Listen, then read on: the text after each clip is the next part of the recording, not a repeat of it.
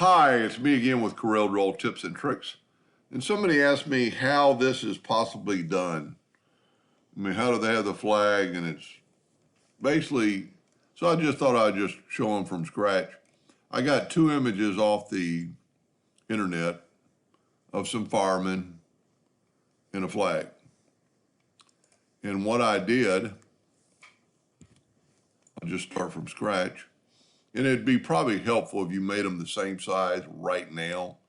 We're going to make this thing 4.5 by 2.5. So we're going to make the flag 4.5 by 2.5. So basically they're the same. I'm just going to go ahead and delete or move this out of the way. So there are several ways you can do it. The best way, I think, is one is not a very good picture, but when you're using a transparency, I wouldn't really think you'd need to. So we're going to go to trace, and I'm not going to do anything to it. I'm just going to outline, trace, and clip art. And you're going to get that. Now, I've already set my nudge factor to nudge it over.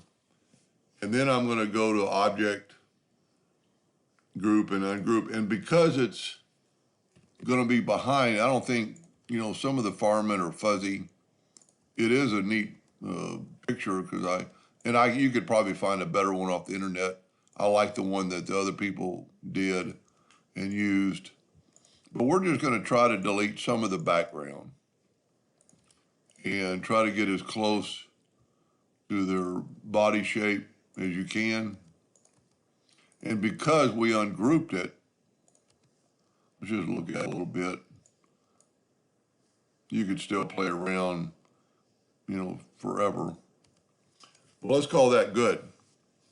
Now I am going to go and use the boundary tool. And I made a boundary. But now I can take it back to my original picture, select everything, and go to intersect tool. And look what it did. It took out all the background. Now it is still a fuzzy picture, but the background is not there and we can kind of prove it. But if we take the yellow box trick,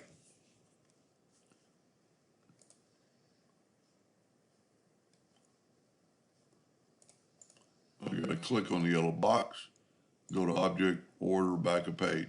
So all the background is gone. Now we're actually going to, maybe should have started in the center of the page, but it's going to be close enough. Now we're going to take this picture and lay it on top of the other picture. And it's just a picture of a flag.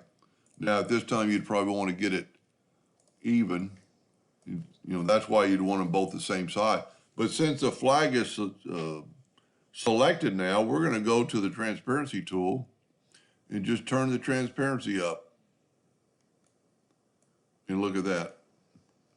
And you could play with that. And now, I think because it's a transparency, this would print on a t-shirt, I would think.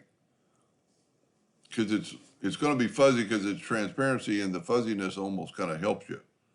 Well, not helps you, but, the more transparent it is, the better it is.